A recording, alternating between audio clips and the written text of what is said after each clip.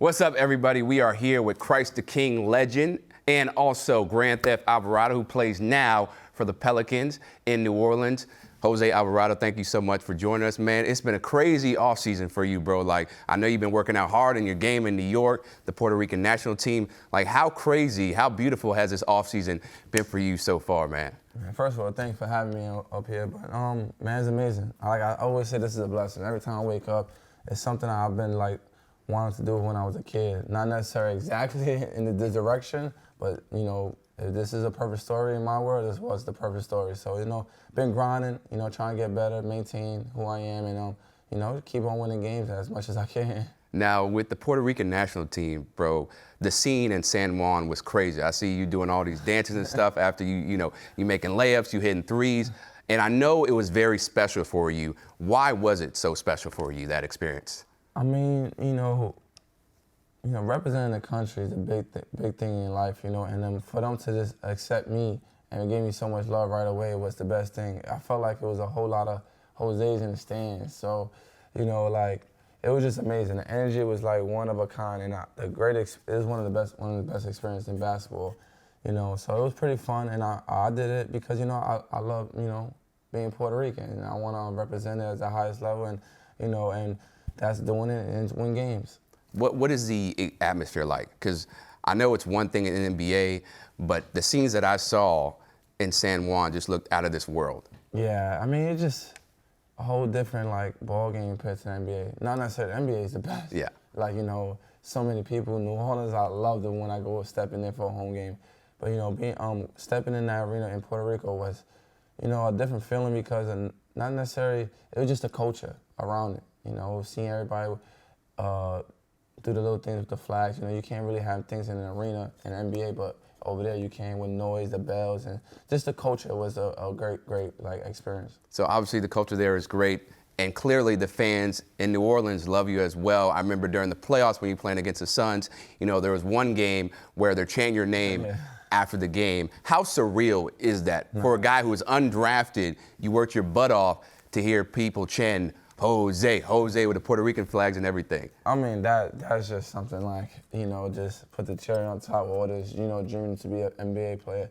New Orleans, man, the fan base over there, they show me and they set me for who I am. And, man, I want to go to war for them every time I get on the court because, you know, just the energy they give me. You know, every time I step on the court, I just want to go, you know, full out for them. But it was, hearing that made me tear up. I swear, like, people think I'd be joking, but I really did tear up when I was driving the ball up when they were doing it. So it was just an amazing feeling. Like, that was just one of the feelings that if you would have said something, you know, later on in my life that would ever happen, I would never believe that. And talking about never believe that, everybody in, you know, professional sports has a scenario or trials and tribulations where they go up and down. Was there any point where you said you felt like you could not do this anymore, you felt like giving up? And looking back on that moment, how rewarding is it that you didn't give up and you stuck through it? Oh, for sure. I cried. I said, I don't even think this is for me. I don't think the NBA, I don't know if this is the NBA for me. I don't know if I'm ready for this, or I don't know if I'm good enough. I question myself a lot of the times, but I think it's not that I don't believe in myself, it's more about just, you know, motivating myself. You know, but this is a hard job. It's not the most easiest job in the world. You know, you got to go in there, work your butt off, and you got to perform. And if you don't, you know, how you going to feed your family in that sense? Or, you know, just what you worked for your whole life might not go the way you want. So, yeah, there's definitely times that I did question myself or did question about myself about this game. But, you know, I got great support, you know, great people around me, and, you know, myself. I looked at myself in the mirror and said, you know, you came this far. You might just go all out. Don't give up now. But, you know, this game is hard. Like, I cried. I called my mom, my dad, and said, I don't know if I want to do this. And they looked at me. They said, are you crazy? But, you know, it brought out, you know, something in me, though. It brought out, I seen the love that I have for it, and everyone else did. So it's just more like just focus and, you know, control the controllables. You know, control what you can control and then go from there. So, but was there like a specific moment, like in particular, where you called your dad and mom that you can remember, or is it just all, you know, lumped together? I mean, I think I had a phase every year and every like high school, college, and professional. You know, high school I cried a whole bunch of times. I remember in college, freshman year, I got homesick. I said, Pops and Mom, I want to go home. And I had a great situation. Why would I do that, right? Why would I leave for a situation? So my parents just stuck with me, and then, they got me the right way the whole time. And the NBA, you're a little older, you're grown. So I don't know about calling mommy and daddy all the time, but you look yourself in the mirror. You look at the times that you work your butt off in college and high school for this, and you just say you gotta fight it. And then sometimes it's really difficult, but you get through it. When you got great support, like I said. And obviously you have great support, and you have probably the most heart I've ever seen in a while when it comes to an NBA player. Like, it doesn't matter, if you're shooting 0 for 4, you are always going to bring it every night. And obviously in New York, y'all bring it. You know what I'm saying? Y'all not scared of anybody. You've told multiple people that. Where exactly does that come from? Is it just being around, the New York City area, growing up in there, playing on the playground, or where exactly did that heart come from? I mean, definitely, playing in the park with, the guys and stuff, it's tough. There's no foul calls, you're not crying, nothing. But, I think it's just the way I was raised with my dad and, seeing my grandma go through her little story, it just made me, realize, everyone put their shorts on the same way. We all bleed the same. It's nothing to be scared of, nothing, no fear, nothing. And, until the time, something difficult. But I go out there and give it all because at the end of the day, a lot of people won't do it. But that's who I am. It's not me just trying or nothing. It's just something I've been doing since I was actually a little kid and everything, baseball, football, basketball. So that's just coming from the culture I've been raised around, and then, my parents just guided me. There's nothing to fear in life. Just go attack it, and, whatever happens from there. Right. And one of the things that I love about you is how humble you are. You're never afraid, or you're never going to, showcase that you're bigger than life. How have you been able to stay grounded with all this newfound fame that you've accumulated over the last season? I mean, it's just I tell a lot of people, it's very heartwarming. It's very blessed, but I want more. I want this to last for 1 year. I want it to last for a lifetime. I want something, 10 years from the line, and people said Jose Alvarado did that. That's what I want now, and especially for my kids to see. So this is a blessing. I don't want this, this love to go away. This is something I want to always cherish for my whole life and trying to continue to do it. And speaking about your kids, you just had another baby. How have they changed your life? Oh, they're the reason why I'm here. They're the reason why this all goes. Kids they really tell you, when they're born, it's something no one can really express. Because you don't even know the person. You don't know you don't know her when she comes out. You're in love right away. You do anything for that person. So that's how I feel about them. I do anything for them. And having two, obviously my stepdaughter too. So 3 is the most beautiful things. 3 girls that I take care of, that every day I look at, and I just want to keep going. So how soft have they made you? I know sometimes, as men, we can be macho and all that stuff. But how, I guess, carefree have they made you when you see them, they run into your arms and all that? Oh man, you can't say no. They get whatever they want at the time. But it's hard, like you said, to discipline them because they're girls, and when they come hug you and say daddy and stuff like that, it's the most heartwarming thing. So, I gotta be a little strict. Try to be a little strict with them, but it's hard. They the best. They got my weak side for sure. And just for a second, how, I guess, special does it feel knowing that even if you have a bad game, you come back to them, they're not giving a damn about that. They are loving you just as much if you had a great game. I think that's the most important thing to me. I was in college, and I was always putting every shot or every game with pressure, which it was, but not necessary for your life. I was just going down the wrong road with that. And then when I had my daughter Sny'S, it changed my whole mind. I'm in love with the game, right? But it's not my life. They are my life.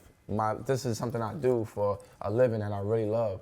So that put a pressure off that. And every time, I don't want to have bad games, but when I do, having them around, and then, just seeing them that they don't care, it makes me get distracted from it and makes me want to just go on to the next game and do better. Right, exactly. And obviously, you also have started your own fashion line. Can you talk to us about that? My logo? Yeah. I mean, it's getting there with Blue Chip. I just want to, like I said, build something.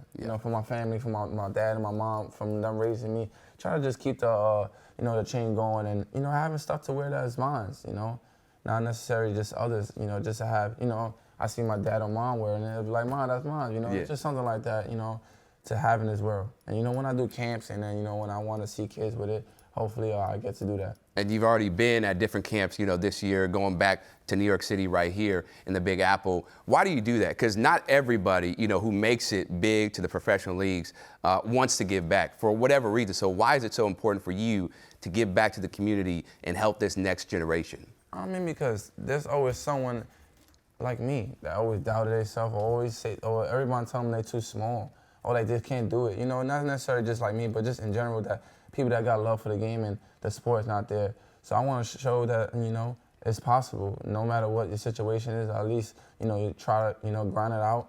And giving back is the most important thing because when they gave back to me, it made me want to go and keep going. So that's one thing I want to do as my career goal. I want to see how much I could get into this giving back community everywhere, not just New York. I want to do it everywhere because that's just what I want to do when on my off time. Right. And so obviously now, you're not going to be a surprise. You're not going to sneak up on anybody this year. So what are you planning to do? What are your goals for this season to take it to another level? Because in the different interviews that I've seen from you, you're not satisfied. And as you said before, you just don't want this to be a one-year wonder. Oh, yeah, for sure. I'm excited, Now they know me. That's what I wanted to do. That's what I've been working. They know me. Now they know me. They didn't know me. They put me in this situation. Now they know me. Now it's time for me to just keep doing what I'm doing. And that's the most easier part for me. I mean, it's gonna get difficult, but I'm excited. Like you said, they know me, but they really don't know me at the same time. So I've been working my tail off. My job got a lot easier. I got a superstar coming on my team, so I don't gotta do nothing out of the ordinary. Just keep being Jose and knock down open shots. So I'm excited. I'm working, and I can't wait for them to tell me this kid is just not a 1 year. He's here to stay. So one of the goals that you put out on Twitter was, one day I'm going to win Defensive Player of the Year. How realistic do you feel like that is? Or why did you feel the need to put that out? I mean, because that's how I feel. That's exactly how I feel about one day I will. If I get the opportunity enough to show it, I will. And that's where the timeline is going. I gave it to those Marcus Smarts, Drew Holiday, all them small guards. Marcus Smart obviously won it for a while, the first time in a while. He's really good. No, there's no discredit for him, but I could see me doing the same thing. I could see me doing exactly the same thing that he does once the time comes. And like I said, it's not an easy thing to do, obviously in life, but I really think I could put my mind to that and then try to at least try to do it. I'm not saying I said I want to win it. Yeah. At least I'm gonna go try and get it. Exactly, and clearly, it seems like you have no limit or you put no ceiling on what you're able to do. So with that being said, obviously you want to be an important figure for this Pelicans team. What are the expectations for the season, given the fact that you have homie like Zion coming back, which just makes you so much more dynamic with Brandon Ingram, Herb, CJ McCollum and all them? I mean, our team is really good, right? Once we click, I think we're going to be one of those teams that you don't want to see right away. But my thing is more about I want to see how much I can lead as my second year. See how much I could get my guys where they want the ball. I watch a film on, Brandon, JB, CJ, Herb, Zion. Obviously I haven't got the chance to play with him, so I want to see where he likes the ball a lot. Where I could get him the ball, and just make sure they know they can trust me. Make sure they know when I'm out there, I'm not gonna, do nothing out of the ordinary. Just make sure I got their back, regardless on defense, especially on defense. And with this team, man, we're gonna be right. We're gonna be fine. The way we click, the way we talk, the way we go about stuff, I just can't wait. My job gets a lot easier. I just want to see how much I can lead. When, try to lead the big guys. The all-stars. Try to see they enough to trust me. If I say something, they listen. That's all about coming down to it. That I want to do. I want to make sure they trust me enough to if I say something, they would just listen. I mean, not say they don't, but I just want to get to that point that I can read the game and help them out as much as they're gonna help me out. So that's where I really want to go to the next step in my game with next year. Because like I said, we got Zion coming back. Yeah. Job get a little easier. You know, we got CJ, BI, you know, JV, you know, Herb. We got a bench, Najee, Trey, Jackson, Lap. We got some dogs. Yeah, I was gonna say you got some dogs. Got some guys that we get the job done and we take care how we should take care and connect. We be fine. So how far? I don't want to put like a number or something in your mouth, but how far do you feel like this team can go if everything, like the chemistry, is on point and you are able to get that trust from the superstars? Oh, I mean, if we go like that, that's like having, you know, I want to say, I don't want to put a time limit because, you know, I just don't know how everything goes, but Yeah. I believe in us. I say Western Conference Finals, definitely pass the first round. But like I said, we got to take it day by day, you know. Like I said, we got to get in the training camp. We got to, you know, get to fill each other out. And like I said, we connect how we should connect, and which we will, and we figure it out. We got the sky, like we have a big time, you know, road to go. Is there any game on the schedule? I know the schedule just came out. David Griffin obviously showing off the piano skills there. That was a great. Shout out to Griff. Yeah, that was a great social media tweet. But are there any games that you're looking forward to? I know October 28th, y'all facing the Suns and Chris Paul, and we already know the history there. So how much are you looking forward to that? I mean, you know, I ain't circling it, you know, but definitely a game I would look forward to. I'm looking forward to all the games, but, you know, obviously the tension was there in the playoffs. But it's not a game that I'm looking to circle in my schedule. I want to circle the whole schedule and worry about that, you know, not necessarily just one. But, you know, I got games that I like. You know, first game open up to Brooklyn. Yep. You know, I owe Brooklyn a little, you know, making shots. The first time I was there, I didn't shoot well. And, you know, just overall, though, like I said, circle the whole schedule. I want to win as much games as we can and, you know, start that playoff run. And one of the things that I think is interesting is even though, you know, I don't know if it was Bleacher Report or what, but they put your sneak attack, you know, pretty much on blast, so everybody knew it was coming. How surprising is it for you that you're still able to succeed in that role when you are just lurking, you know what I'm saying, besides the baseline, and then you come up and sneak and steal the ball? I mean, obviously, it's who I am, right? I'm pretty good at it, obviously, but I mean, I'm still gonna do it. People know it. People, whoever. I don't know if I was gonna get it as much as I get it, but I'll get it when I need to get it or when it's time to get it. It's more about just doing it at the right time, you know. But it's most important. Like this sneaky thing is amazing, right? But it's more about I want just the defender to know where Jose is at. I don't even gotta be in the corner. I just want him to know, like, when I'm on the court, he's like, we gotta worry about where's Jose is at. That's all I really want because that means I did my job enough to mindset-wise, mentally-wise. So, man, I'm gonna continue doing that sneaky thing until I'm not ever gonna stop. I'm gonna continue doing my whole career. I love it, man. I love the confidence. And just some quick hitters. So who is the funniest teammate in the Pelicans locker room? Najee Marshall. Easily number 8. he's one of the funniest dude I know in my life.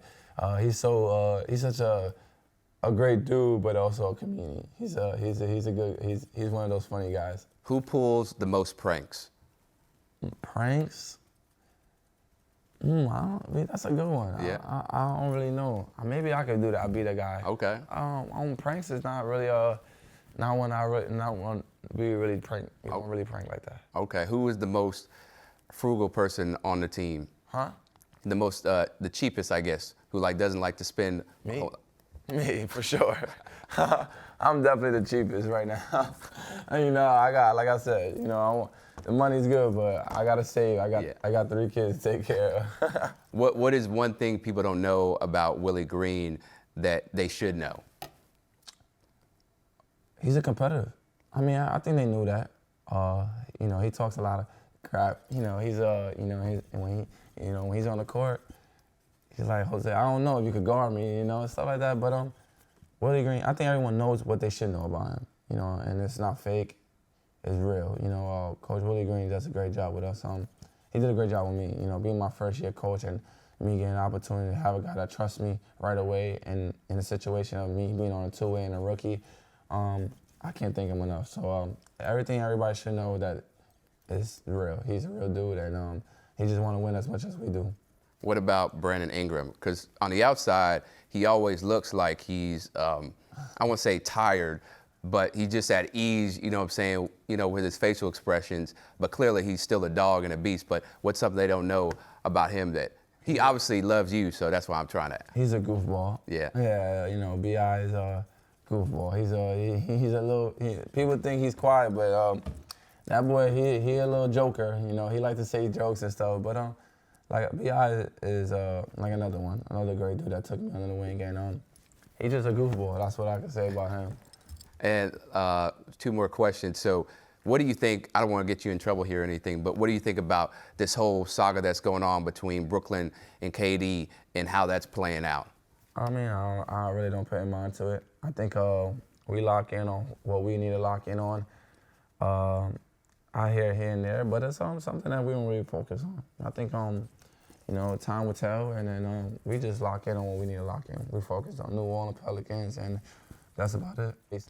What went through your mind, Jose, when you bought that house and your daughter was there to see all of that? Oh, it was amazing. You know, that's probably one of the best feelings I had, like, since, you know, signing my contract, or even seeing my daughter. That's like the third thing to have, because that's mine. Something I could have and give my daughter for the rest of their life. That's literally my house. So it was an amazing feeling, you know, having them there, and, you know, having that picture, you know, having my 2 daughters there, and, you know, having that picture to show her when she grow up. I'm definitely gonna frame it for her.